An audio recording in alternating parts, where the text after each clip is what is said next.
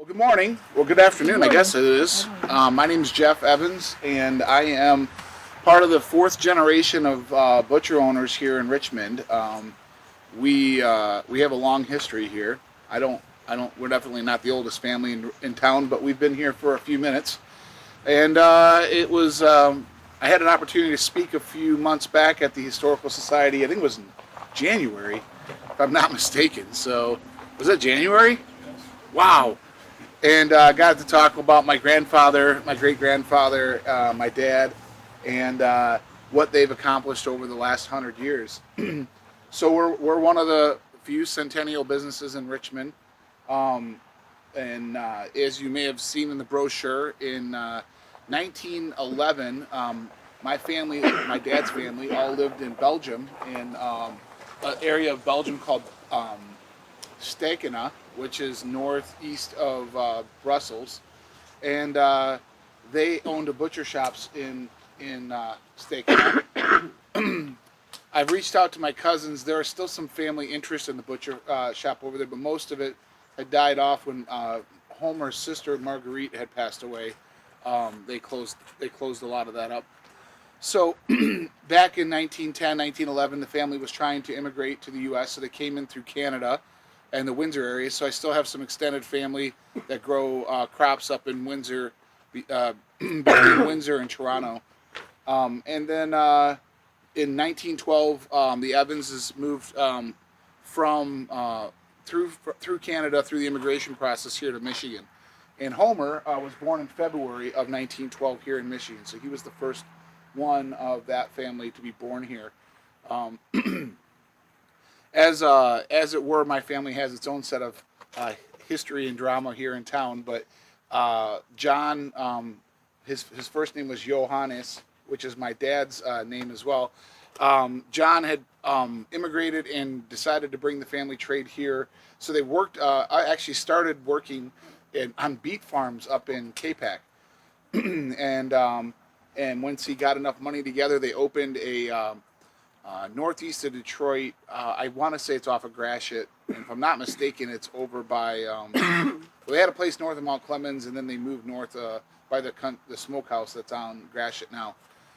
They had opened a Michigan Department of Agriculture. They were the first meat inspection plant in Michigan, so they helped MDA set up their agricultural program for meat inspection. And then Homer had bought the house out here on M19. It's got its own set of weird history. There's a family that just disappeared, and Homer bought the house in an estate foreclosure, essentially. It was two brothers, and one of the brothers was married, and the rumor has it the unmarried brother and his brother's wife decided that they were a better fit, and mysteriously the husband disappeared, and then they disappeared. So we don't know the whole story, but we know there's something shady. My grandparents bought the house completely furnished, which just really wasn't a thing in the 40s and 50s. So the home was completely furnished. They moved in when Homer and Mary Jane were married. They got married and had 6 kids on the day they got married, because she had 2 and he had 4. So that made the rest of this makes the Brady Bunch look like a walk in the park, because then my grandmother proceeded to have 6 more children, and then the fun didn't stop there. Homer and the housekeeper ended up having number 13. And that sort of was I don't know if a nail in the coffin is the right term here, but I mean it could be used. So my family's had an interesting history itself, and then when you add in the butcher shop stuff, the butcher shop we currently own is right on Main Street, right if you're going south on M19, right past the railroad tracks. We're on the left hand side.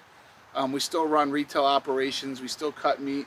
I brought a few things out today that just kind of tell a little story. We all laugh, but if you knew my dad, cash was his was king, and so he still liked to accept cash. I know there's a lot of places that don't do it anymore. And then we like to joke that we're known for our bacon. We do put crack cocaine in it, which means you'll always come back, but I'm just kidding. But I had a bacon slab to bring with me today, and out of all the stuff I grabbed, I left it at the shop. I saw eating it. So, but you know, the meat trade is a dying art because of the big box stores tend to just sell boxed meat. I'll tell you what separates that from what we still do is we cut a lot of local animal, and we have access to a lot of organic stuff now, and more importantly, you don't have any idea where the meat's coming from when you buy it at Kroger. And I'm not disparaging, they sell good products and it's all inspected and that's great, but we still have a business because of that, of people wanting that local touch. So my dad just passed away last month, in fact, but he worked right up to the day before he went into the hospital at the store every day, 7 days a week. I own an insurance agency in town, and he teased me when I started my business and said that, well, it's great now that you own your own business. He says, you only have to work half days.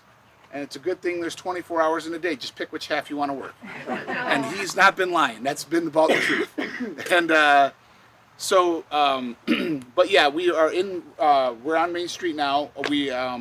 We'd moved from the MDA building that was out on Gratiot to the slaughter plant that was on M19 here, just in front of Big Hand Road. And that was there till 1977. In 75, my dad had bought that slaughterhouse and house from my grandparents, and was running the slaughterhouse when it burned down in 77. And then in 78, him and his brother Jeff purchased the plant in town from my grandfather. So the history there is a little different. The Chaskey family owned the meat market. There's a picture of it here, and it was Chaskey Meats in that photo, and I believe it's 1888, I believe, is when that photo was taken. And Chaskey owned the meat market. And if you looked at the building, it's the first, it's the original building itself. It goes to the first section you can see. And it had a couple coolers in it, and they cut all their meat right in the front room there. And then when the Breeze family from town purchased it, I believe it was in the early 40s, they were turning it into a commercial ham smoking operation.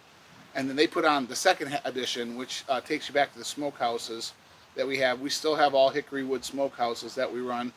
And the Breeze family owned it for a number of years. And then Homer purchased it in the late 50s from the Breeze family and reopened it because they had closed as a meat market.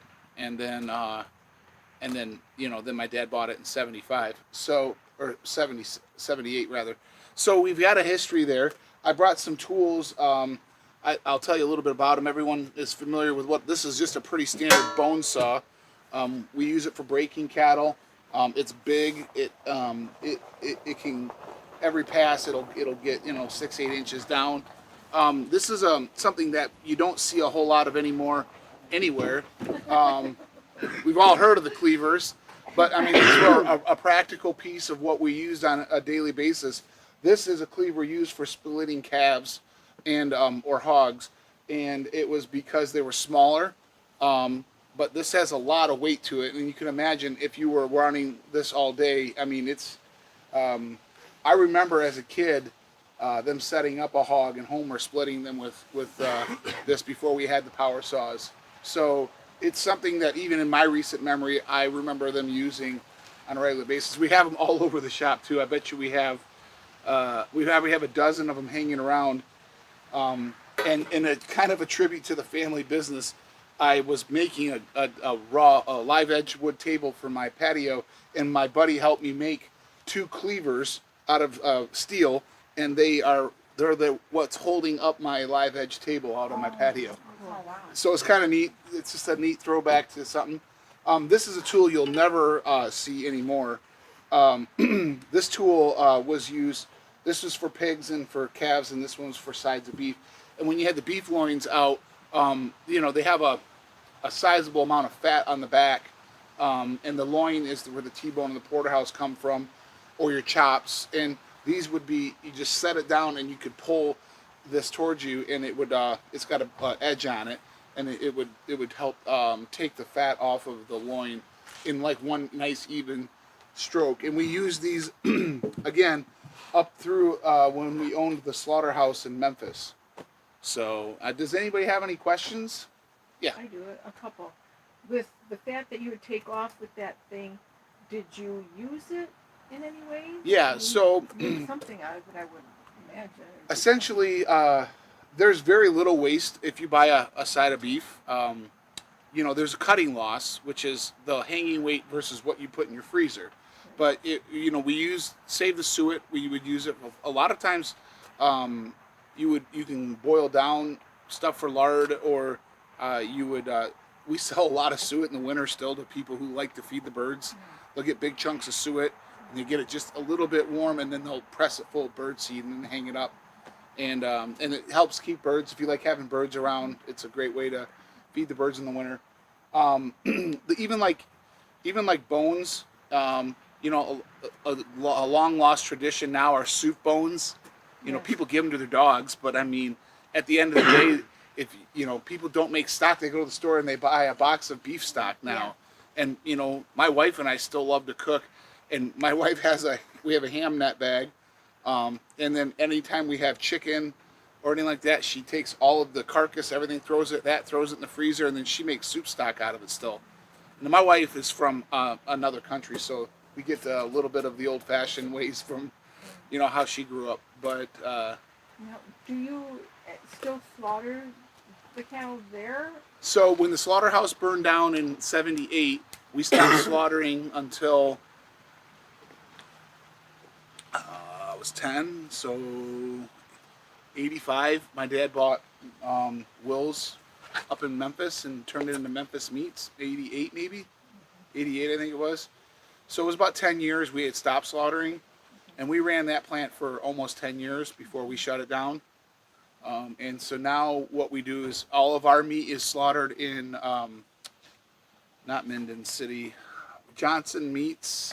No, Smith Packing, up in north of Emily City, does our slaughtering for us. So if somebody wants to get an animal killed, um, and they can have it, they'll take it to Smith, and they will.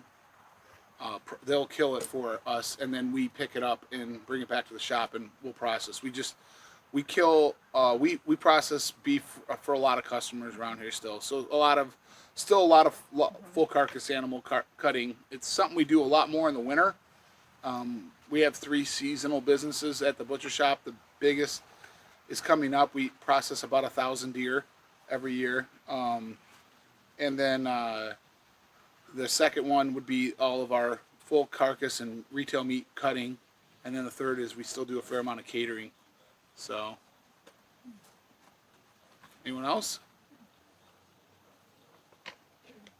I have to say, dealing with your father all my life, the only way I could talk to him was I had to pay cash. Mm-hmm. He said, "Don't come in here if you haven't got any cash." Yeah, that was Smart him. man. He Cash is king. it used to be a running joke because probably last 10 years he has a stamp. I don't even know where he got it. It says cash only. And somebody would come in to get a deer processed, and he'll stamp their receipt like 6 times. I don't want you to forget, we only take cash during deer season. He was a firm believer of that. Oh gosh, yeah, yeah. So, yeah, it's been fun business being involved in. It's not what people think, but I think the hard part is that too many people are becoming desensitized to where their food comes from, and I think that it's important to understand that this is a process, and you know. So is your market or your shop, is it open today? Yes, we are open until 3 today on Saturdays, and Tuesday through Friday from 8 to 5. So we're trying to You're expand open those to 3 hours, today? but You're open only till 3 today? yeah, my parents now it's my dad's favorite saying to me about the last 3 years was, "You can do it your way when I'm dead." So we're in the process of doing it my way, but it takes time to make changes, and I got to find someone who will stay. Now I've got somebody who might do it now.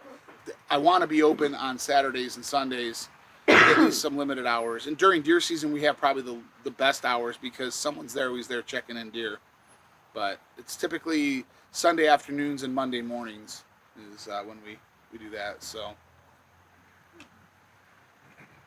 Thank you. All right. Well, no other questions. Enjoy the rest of your tour. Thank you. And my memories are a bit suspect. And Rag's efforts in documenting some aspects of what we are about to present have been trying, to say the least. So if any of you have any corrections or additions, please come forward after our presentation and make yourself known. Finally, Rags, our sponsor, is a historic society. I created the poster to help you put our lives in perspective to world events, local events. I hope that perhaps you can integrate some of that in your own family stories. I am Edwin John Denton. I was born in 1898. I died in 1968. Richmond, Michigan is the only permanent family home that I knew. Our journey began to this location in 1837 when my grandparents, Darius and Alicia, came from New York. He raised hops there and he raised hops here. They came to Richmond Township, a 120-acre farm on a government grant. The township was organized formally in 1829. They had 8 sons. Several were lost in the Civil War. 2 actually died in the prison camp at Andersonville. Their youngest son, John Denton, was my father. John K. Denton, 1857 to 1947. He grew up on our family 120-acre farm. He then moved to Memphis and entered the livery and merchandising business. He did that for several years and then came to Richmond, a total change in his occupation. He granite and marble monuments, several of which are visible here. He earned an excellent reputation for his business ethics as well as his artwork. At age 26, I married a wonderful woman, Winona Sherwood. At the time of our marriage, she was teaching at Richmond High School, commercial classes, where my 2 sisters were also teaching. Let me introduce myself. I am Winona Frances Sherwood Denton. I was born in March 1900 in Denver, Colorado. I do not remember much of my early childhood, but I was told that my father died when I was quite young. Then it seems I may have gone to my grandfather's for a couple years to live. But then in 1908, my mother remarried, and we went to Allegan, Michigan. And you know, that's southwest of Grand Rapids. It is there that I really grew to adulthood. After I graduated from high school, I went to college. I studied at Western State Normal School. This school was established in 1903 to educate teachers. And it later, actually in 1957, became Western Michigan University as you know it today. I graduated after 2 years. I took what was called the commercial class. So, armed with a major in commercial studies, I looked for a job. There was a town on the east side of the state, a town called Richmond, that had an offering for a commercial teacher, commercial studies teacher. So I decided to apply and I got the job. So off I went. While teaching in Richmond, I met these two sisters who were teaching too. And they said to me one day, "Would you like to meet our brother?" Well, you can guess how that went. On July 30th, 1924, Edward Denton and I were married. And we set up home right here. Louder. Louder? Okay. I continued to teach a short time after the marriage, but we really wanted to start our family. Unfortunately, I had several miscarriages, and then I delivered a stillborn baby who was buried right here, right next to us, right there. It does still bring tears to my eyes to think about it. And then I was told by a doctor that I might never be able to successfully deliver a child. Oh, Ed and I were so discouraged. But you can only imagine how excited we were when in 1930 our daughter Barbara was born. From Barbara's start, however, we had lots of worries. Our baby was very colicky and sickly at first. You cannot imagine how many hours I spent carrying my baby in my arms. You know, then that's what we were told to do with a colicky baby. Even with a neighbor helping us, we had to hire extra help.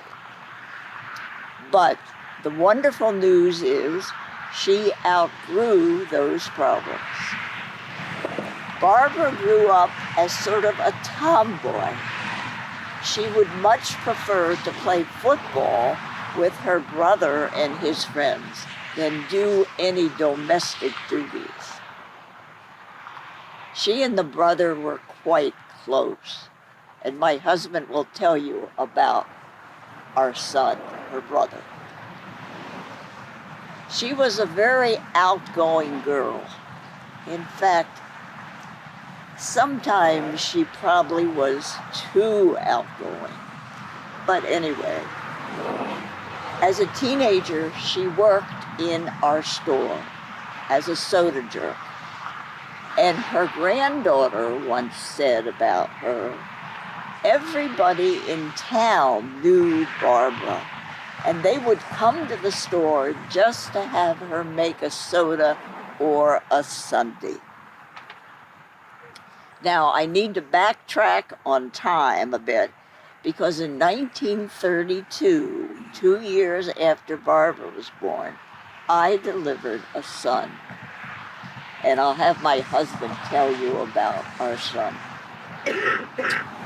Well, our tomboy daughter and our athletic son left home for college. She to Michigan State University, studying education. She married during college, but she did graduate. And he to the University of Michigan for undergraduate and subsequently medical school. A few words about my business career.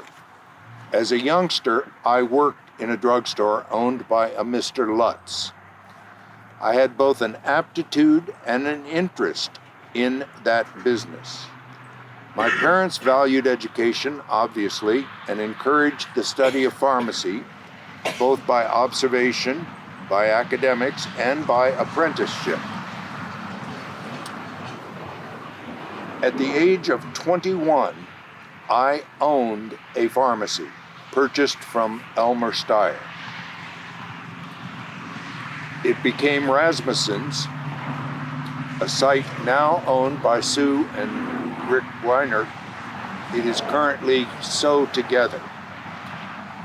A couple words about the change in pharmacy in the period of time that I owned it. This is called a doctor's knife. One blade is extremely sharp, the one I opened is not, and it functions as a spatula for counting pills properly, still used by pharmacists today. Up to World War II, there were very few safe, effective medications. The Food and Drug Administration, in fact, was not founded till 1938. As a result, most doctors made their own medications. Most owned a press for manufacturing tablets. They bought empty capsules, filled them with what they thought was safe and efficacious medication, closed the capsule and retailed them. They decanted their own liquids, and at that time, one of the liquids often used was alcohol. In point of fact, Lydia Pinkham's tonic for women was 40 proof throughout the entire period of Prohibition. They also had almost unlimited access to cocaine, to marijuana, and even to morphine. My pharmacy, as well as Rasmussen's, which followed it, enjoyed an excellent reputation for ethics, for service, for quality.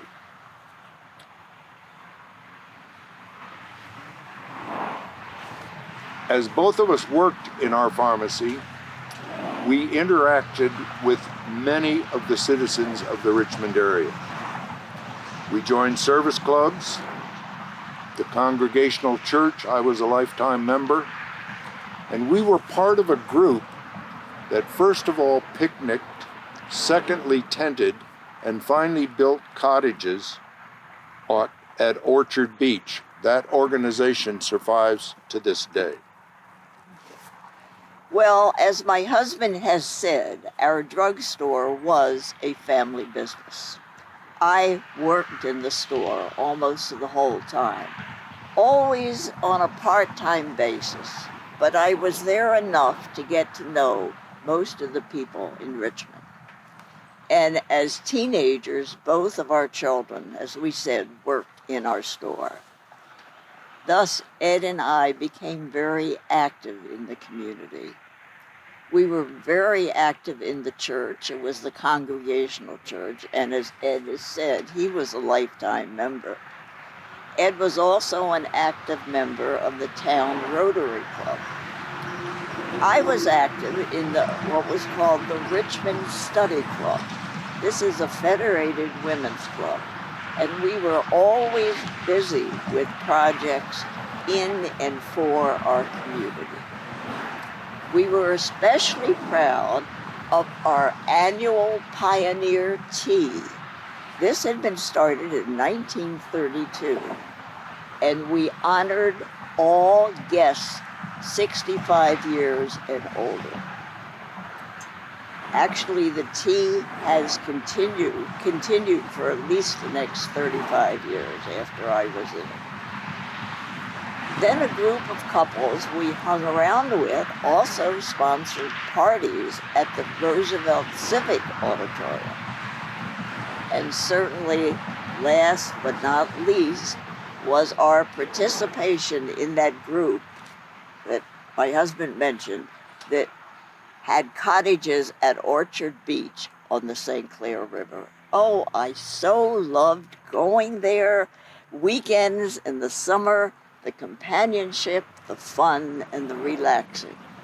I had actually been introduced to Orchard Beach even before Ed and I were married, and it continued to be an important part of our lives.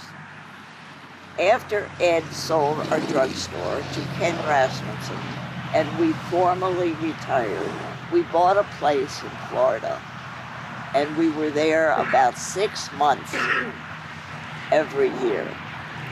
We became avid golfers then, and then joined the St. Clair Country Club, so we did not lose those skills during the summer when we were back in Michigan.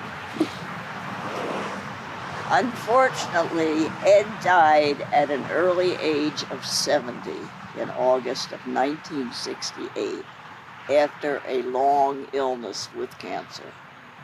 I lived until April 1984, but when I began with my final illness, I went to live with my daughter Barbara, who was then at her home in Illinois.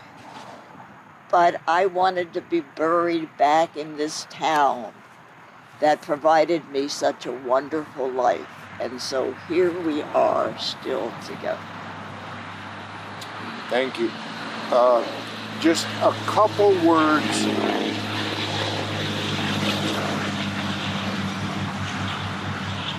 about our two children. They both gave us a great deal of happiness. They both gave us grandchildren.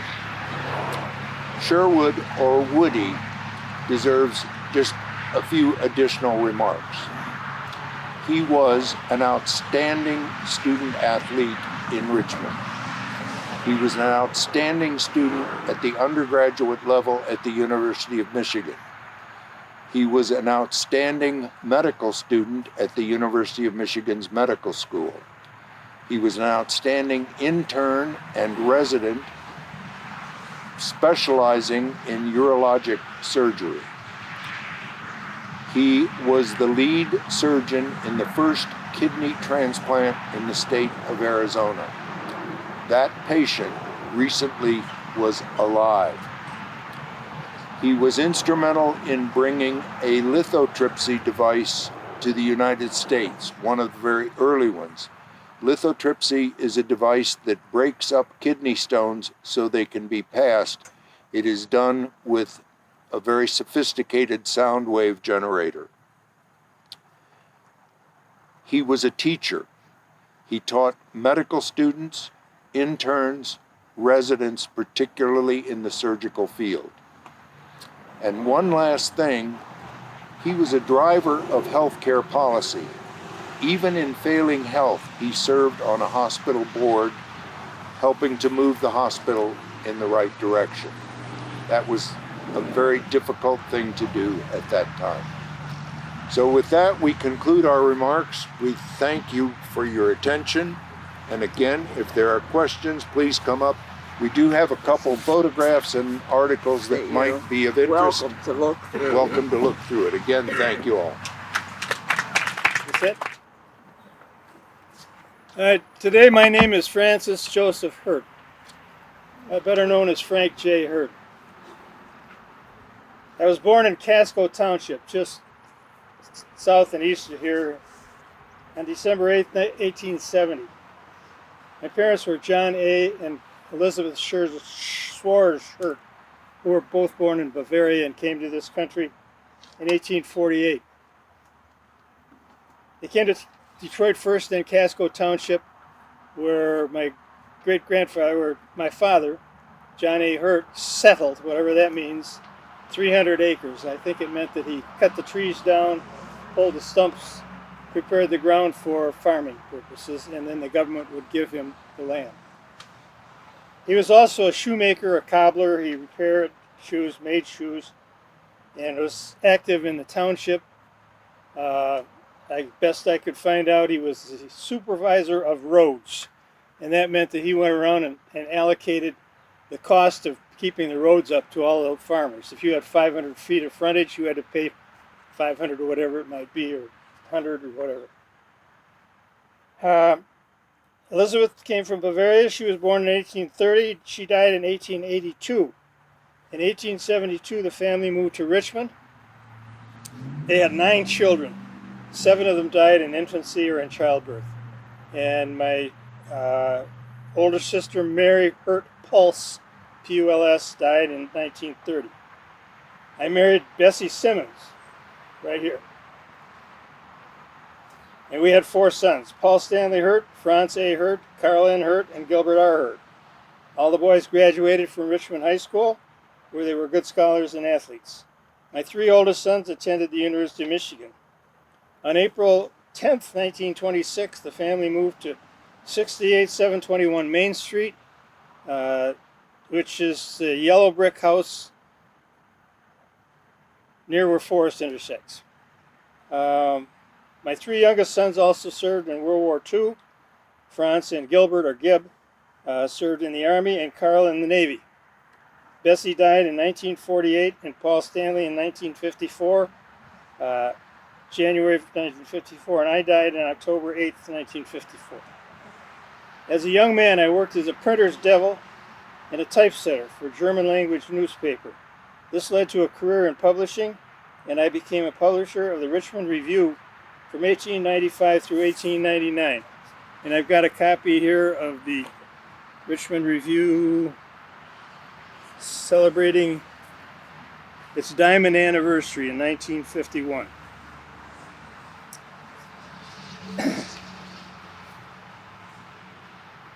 In 1898, the Yale Michigan Expositor, I guess that was the name of their newspaper, published a little article which said, quote, "The Richmond Review, one of the brightest of our exchanges, became of age last week. Frank J. Hurt, the bustling, enterprising proprietor, is enjoying a substantial patronage from the businessmen and citizens of his town and deserves it, for he is giving them a rattling good paper.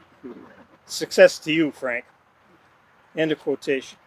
My business career also involved real estate and insurance, as well as banking. Macomb County Bank was one of them. And I was the cashier of the Macomb County Savings Bank, I believe it was called at that time, from 1899 until the bank holiday in 1933. I also took part in the reorganization of the bank as the Macomb County Bank after the Great Depression. I was active in several branches of Masonry and a member of several civic groups. From 1903 through 1905, I served as treasurer of the town of Richmond. Now, let's go back to, I am Paul Stanley Hurt Jr., Frank's grandson, oldest grandson, day short of 90 years old. John Hurt was born in Bavaria in 1824. Elizabeth Schwarz was born 1830. John and Elizabeth came to the States in 1848, moved to Casco Township in 1854, and my grandfather, Francis Joseph Frank J. Hurt, was born in Casco Township on December 8th that year. In 1872, they moved to Richmond. In 1880, Bessie Simmons Hurt,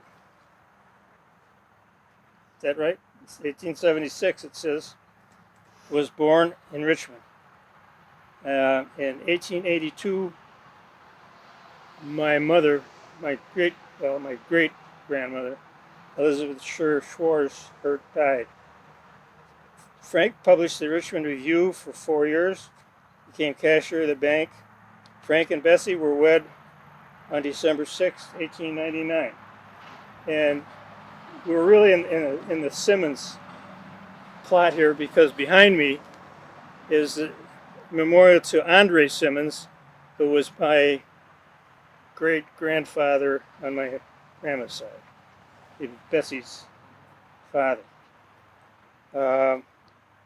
My dad was born in 1903. Uncle Franz was born in 1907.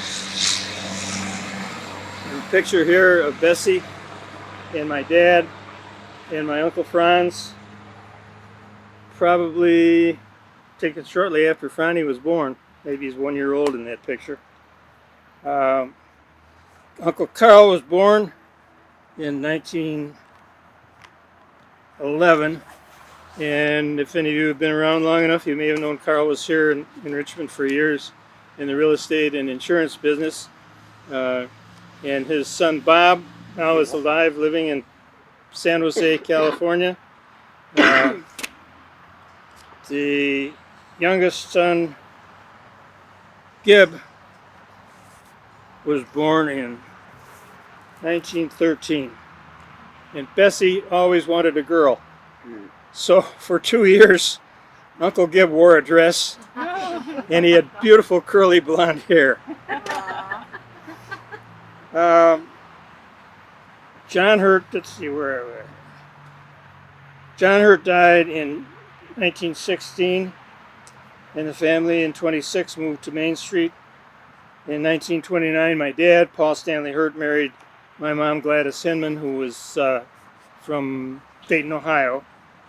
In 1933, the bank holiday and the banks closed. In 1934, I was born. I don't know if it was because of the Depression or what, but that was my year. And the bank was established. In 1936, Frank J. Hurt resigned from the bank. In 1937, my brother John Stewart, or Jake Hurt, was born. If you might know him, I'm sure that his widow and kids are going to be here today later on. The World War began in Europe in 1938. In 1939, Carl Hurt married Marie Westine from Newbury in the Upper Peninsula.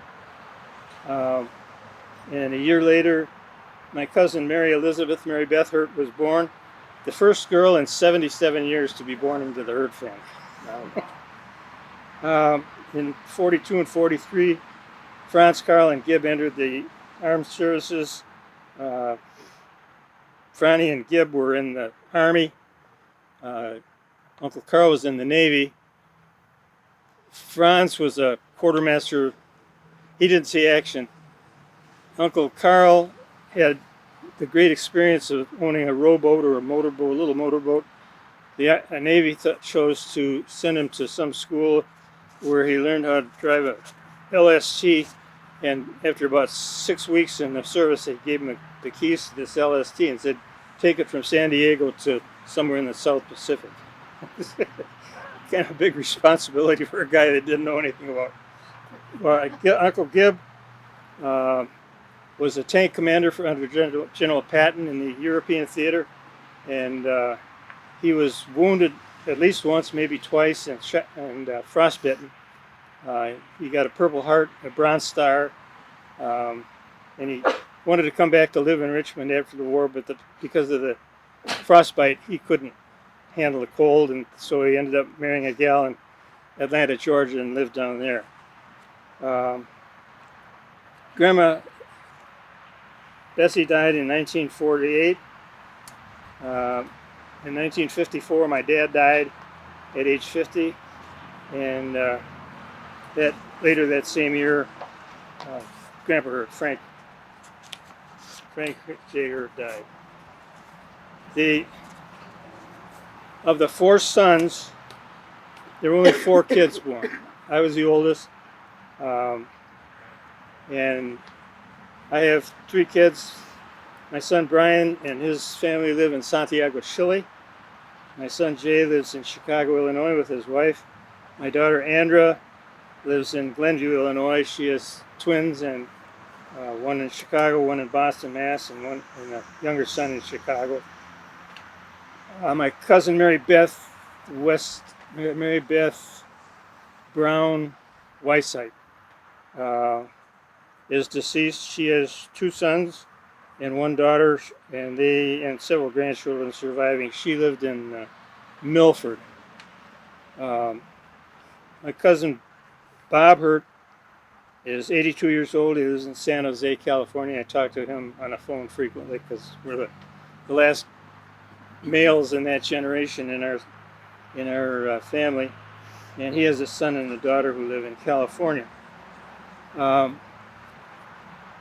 Some personal stories about Frank J. Hurt. During World War II, as I'm sure a few of you might recall, everything was rationed. We lived in Mount Clemens, so we'd pile in. On Sunday was mandatory dinner at Grandma and Grandpa's house. We'd pile into the old Chevrolet after Sunday school, my brother and I in our little Sunday school costumes, and we drive up Gratiot at 35 miles an hour because gas was rationed, rubber was rationed, everything else. First thing was to look for the spire at St. Peter's Church in Muttonville. We knew we were getting close when we saw that spire. Then you make the turn onto Main Street and you look for St. Augustine's Twin Towers. We knew we were really getting close. And then you get to Grandma and Grandpa's house, and if you know the house at all, when you walk in the living room and you go to the left and there's a sun porch. Well, Grandpa was out there with the newspaper up in front of him like this. We couldn't see him. He couldn't see us. He knew we were there. That son of a gun. And we thought it was 5 minutes. It was like 30 seconds. And finally, he put the paper down, which he had read from the upper left corner, page 1, to the lower right corner on the last page of the paper. He put the paper down and he looked at us. We said, "Hello, Grandpa." And he was looking like this. No smile. That's Frank J. Hurt. And even when he was a young man, he didn't smile. But when we said hello to him, then he would go, or something like that. And we could split for the kitchen, where Bessie, real sweetheart, a great cook and a great baker, always had something ready for the boys. There's Frank and Bessie. And she was just a wonderful, wonderful gal. They on a mandatory supper meal, there was somehow, even though things were rationed, the Hertz had enough friends in the farms around about, and my dad had clients, and they knew people, and we'd always seem to have some meat or some eggs or some milk or something that was rationed. So we had a pretty good feast, and the rule was laid down by Grandpa: you boys take all you want, but you empty your plates. You empty everything. So we did that. He was not the kind of grandfather that you'd want to sit on his lap and hear him recite "'Twas the Night Before Christmas," believe me. He was a tough guy. I never saw him smile or laugh. My dad and my uncle said he had a sense of humor, and I said, well, it must have been on Monday nights when my dad would come up to Richmond to see his clients, and after the clients were gone, the 4 or 5 of them would go in the back room, and I'm sure they had a couple of beverages and told stories and smoked cigars, but I never saw Grandpa that way. I think he was a little bit frightened when World War I broke out because of his German heritage. He spoke German. He had worked for a German newspaper. He had invested in German bonds. I've got a bunch of them at home that are absolutely worthless things, but so he kind of suppressed all of that German stuff at the time. He always looked like this: dress suit, tie, white shirt, sometimes a vested suit, sometimes not. This one he had a vested suit on, and but he's always dressed very immaculately. And he had these rimless glasses. I tried to get a pair to wear to make me look a little bit more like him, but I can't put that sour face on. It just isn't me. So you wonder why I got a can of black pepper. That old son of a gun would take that pepper at our meals, and he would shake it and shake it and shake it until it wasn't anything but black pepper on top. You couldn't see. I don't know how he ate all that pepper, but he did. He was kind of quiet. He was very accomplished, obviously, and unassuming. He had a very successful business career. To my best of my knowledge, he never had any formal education beyond possibly high school, and yet he was cashier of the bank, treasurer of the town, I guess, of Richmond at the time. So he had responsible positions that required more than just the ability to add 1 and 2. He was very active in the Masonic organization here in Richmond and in Mount Clemens. And one last comment I want to make is about the connection between the Hertz, the Simmonses, and the Weekses. Melvin and Bertha Weeks were great friends of Bessie and Frank, and of Harry and May Simmons, right there. Harry and Bessie were brother and sister. That relationship is now into its 4th or 5th generation. They were friends. Their kids were friends. My generation was friends. One of the gals that'll be here later on today is Mary Vernier, who was a granddaughter of Marion Weeks, who was daughter of Melvin and Bertha. And Mary is now a grandmother, so they were 6 generations in that family. All those families between 1901 and 1913, each of them had 4 kids that were born. They all grew up together here in Richmond. And they all now have some connection with Orchard Beach down in St. Clair, where I live. And so we get together all the time. Mary Stewart is my best friend forever. We've known each other since we were little kids. So it's we got a lot of Richmond connections. Unfortunately, I didn't have that much to do with Richmond because I grew up in Mount Clemens. Although for a time, I was at my Uncle Carl's behest, a director of the Macomb County Bank, along with Alvin Goldenstein, local farmer, Carl, Stan Schweiger, who had the hardware store, I believe, John Hecox, who was the president of the bank, he operated the bank, and Bill DeWicki, who was the director of the Farmers Elevator in Richmond. So I got some memorabilia here from that. I have Hurt Family Bible. This big old book has a story of Frank Hurt in it that is and a part of what you have, the program you have, I think. And I've got some other pictures. This is Bessie.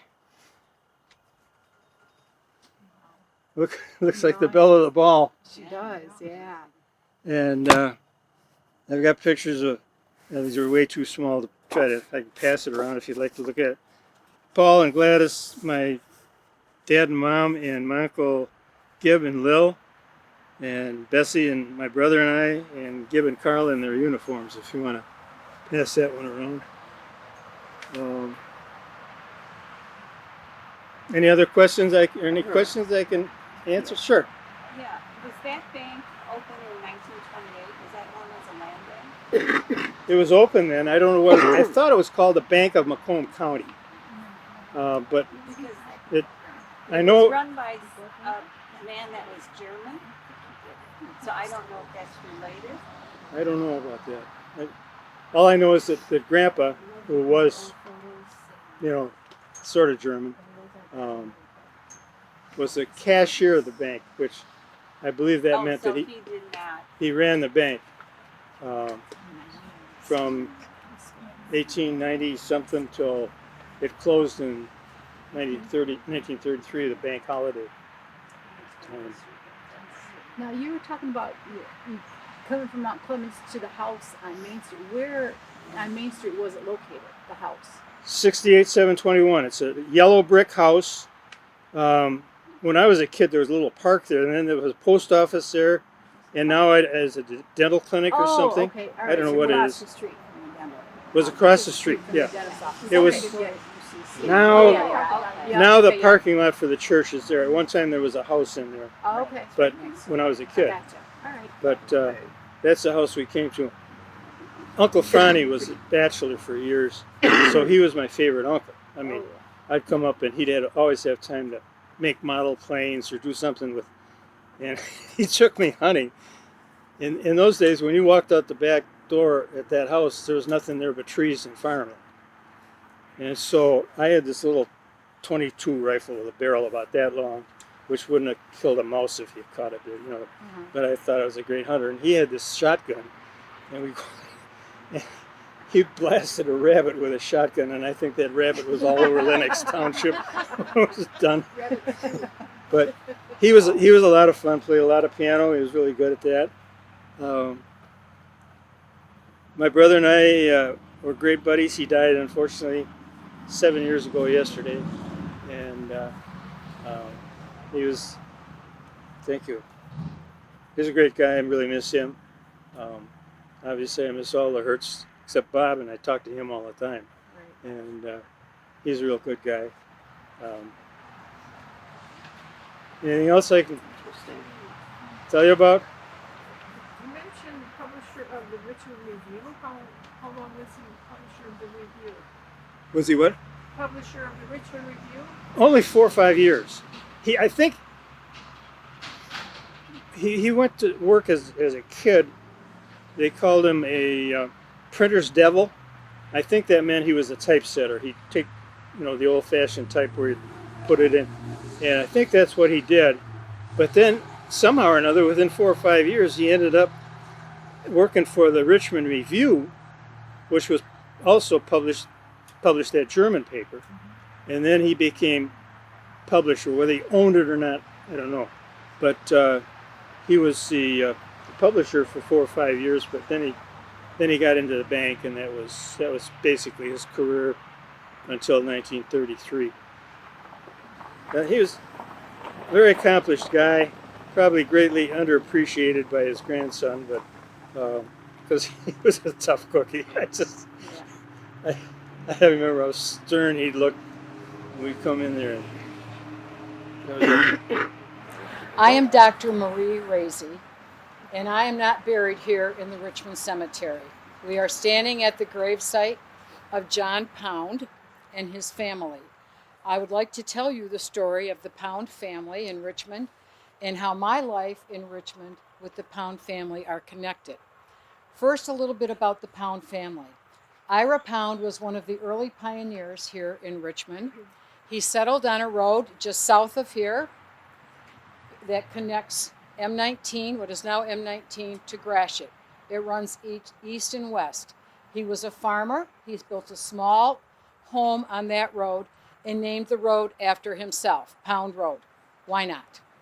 So he raised his family there. His only son, John, was born in 1851, grew up there on Pound Road on the farm, and by 1878, he had met a young woman by the name of Agnes Rainey from Birmingham, Michigan.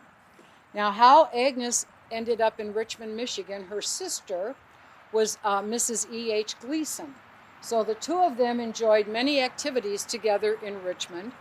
And by 1890, John and Agnes were building the new home on the corner of Pound Road in what is now M19. And it was reported at that time in the local newspaper that that home was going to be the ornament of the town.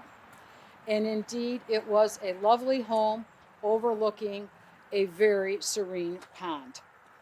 Well, John and Agnes enjoyed many things in town. She was in Eastern Star. She was involved in the Ladies' Aid. She was involved in many, many church activities, and he was a Mason. And together, they had many friends throughout the community, would often travel to Orchard Beach, which you've heard of many times. And that was a little settlement in St. Clair that many Richmond families went to.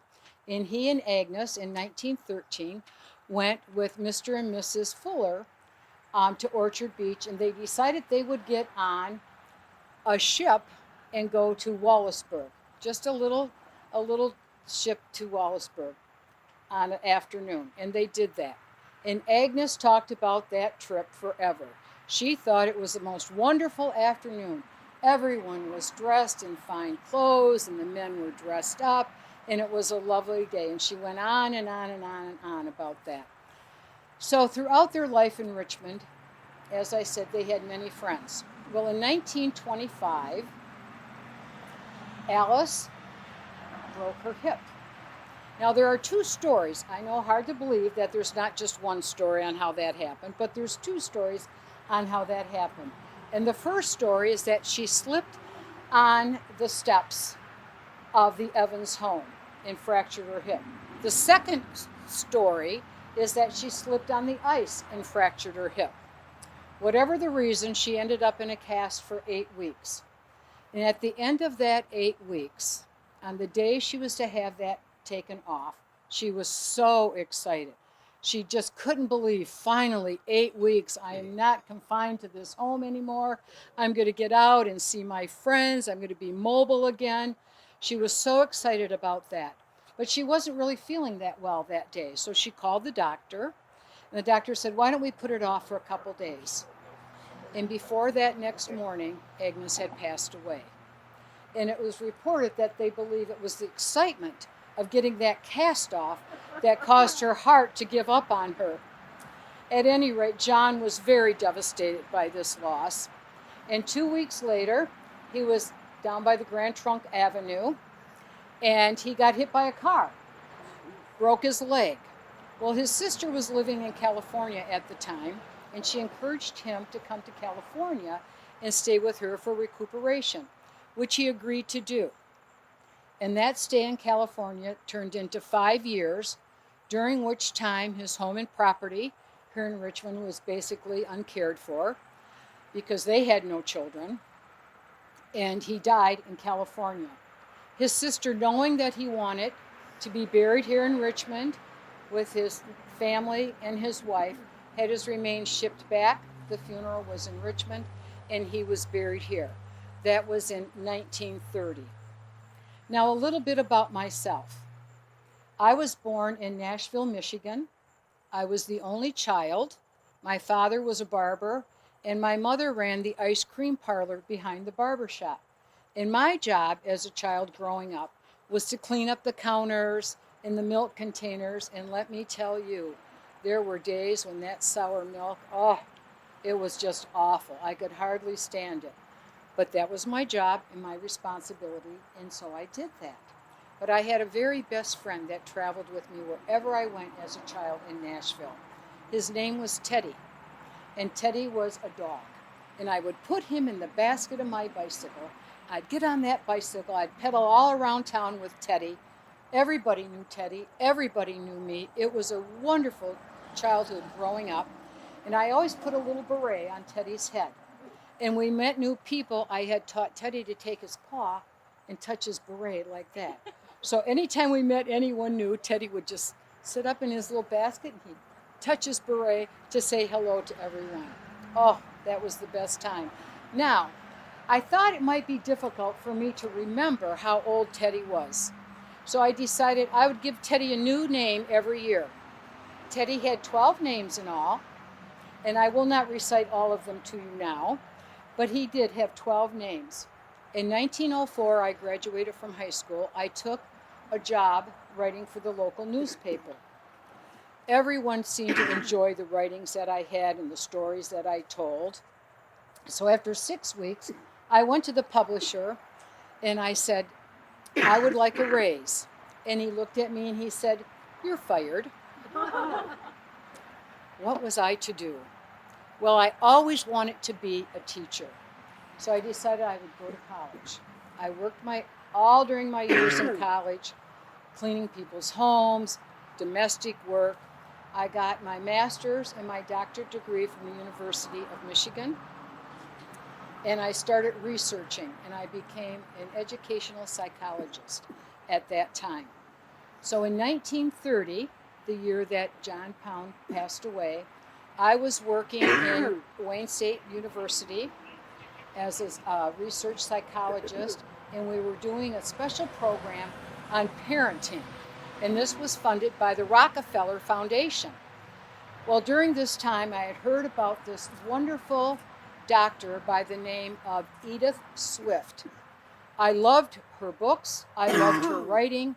She was really on the forefront of research on childhood, on puberty, and children going into adulthood. She even did research and wrote books on sex education in 1946, but don't you know, that was quite the thing to be talking about. And we encouraged her and asked her to become part of this foundation that we were working on for 6 weeks. Well, 6 weeks turned into 6 years. And Edith and I had some of the same philosophies about children, about parenting, about education. And we thought, wouldn't it be wonderful if there was a place where teachers and doctors and researchers and psychiatrists could come together to share their knowledge, to share what they've written, to talk about books, to look at all the research that's being done, because we are all so interested in what was happening with children and our society. Well, we saw that this property was for sale in Richmond, Michigan. So Edith and I came out and looked at it, and the minute we saw it, we just knew this was it. this was the place. This is where we could bring in the scholars of the world, the doctors of the world, to come together to talk about all these important things with children. So we bought that property, which at the time was in probate court and was valued at $6,000. 1934, we had possession of the property. We looked at the property. It needed a lot of work, of course, because it had been left to its own accord. So we got busy cleaning it up. We had local children come in and help us. And everything was moving along quite nicely. In 1935, tragedy came to our Ray Swift Lodge, as we were calling it at that time. And there were 6 young boys that were on a homemade canoe or boat of sorts, and they were in the pond. And boys being boys started messing around, tipping the boat back and forth and having a great time. The boat tipped over, and as the boys told the story, they thought everyone was just having a lot of fun. They were laughing and carrying on, but one boy noticed that another boy was having difficulty, and he tried helping him, and both boys ended up losing their lives. They were both 14 years old. Edith was on the property at the time. She ran out. Also, there were Detroit Edison linemen working on the property, and they all worked very hard to save the lives of these 2 young men, but they failed at their attempts.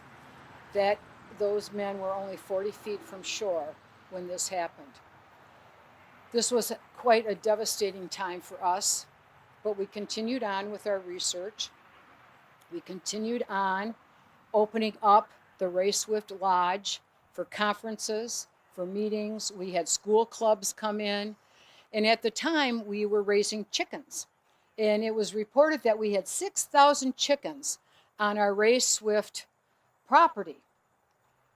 Well, I don't know that we had 6,000 chickens, but we had a lot of chickens, and we would do chicken dinners with people that came in. We had conferences, we had school groups come in, we had drama groups come in. People from all over the country were actually coming to the Ray Swift Lodge to meet, to gather information, and to share information. And we served some of the best chicken dinners that they ever had. Well, one day, when Edith was coming home from a conference in Ohio, she was going to stop and buy more chickens, like we needed more chickens. But she thought we needed a few more, so she stopped to buy chickens. She got there, they had no chickens, but they had pigs. So she loaded up 6 pigs in her car, stopped in Detroit on her way home for a conference she was doing there, and then brought the pigs to Ray Swift. So eventually we had chicken dinners and fine pork roast dinners at the Ray Swift Lodge. In 1945, we decided we would open up the lodge as a summer home for children. This had never been done before. So we had a few children come in. We had a young girl from Richmond working with the young children, and these were just children that wanted a place to be. By 1948, we formed what we called the Ray Swift Foundation. And on that foundation, there were 3 local Richmond people on that. Mrs. Ray Weeks, Dr. Engels, and Paul Mabley, along with doctors and psychiatrists and businessmen and lawyers and all sorts of other well-known people that were on this foundation to take control of the Ray Swift, which was now called Gables. So this foundation took charge. I was the administrative person. Mrs. Bertha Waite had the young children, and she housed those in a home that was across from the pond, and that home is still there today. So originally, we said there would be no more than 12 children located on the property at one time. Now, I want to make it clear. Some of these children were referred to as mentally handicapped, and they were not mentally handicapped, and that is a term that is not well known today, but it was used during that era, my era, constantly. Our first children there, we had 7 children there instead of 14 during that first year in 1948. One 7-year-old boy who was with us that summer he was genius. He was absolutely genius intelligence. But he could only put himself to sleep by doing cubic root every single night, over and over and over, to put himself to sleep. One of the girls we had there that summer was a 7-year-old girl who couldn't walk, she couldn't talk, and she only drooled. In 2 years, she was walking, she was talking, and she was conversing with others. We had a 5-year-old child who basically came in just kind of as a lump of clay. And the 5-year-old could not dress herself, she could not feed herself. And in 3 months, she was doing all of those things. So we were asked, what do you think is the reason for your success? And the reason for our success, we believe, is that we believed in 5 things. We believed in life, to live, to love, to learn, and to laugh. And those 5 things we tried to have every single day with the children that were at Ray Swift Gables. One of the beliefs that Edith and I really had is that problem children are scarce, but children with problems are common. And it was those beliefs that we worked on during our time at Ray Swift Gables. I thank you for joining us today. The Richmond Historic Society thanks you for sharing and keeping history alive.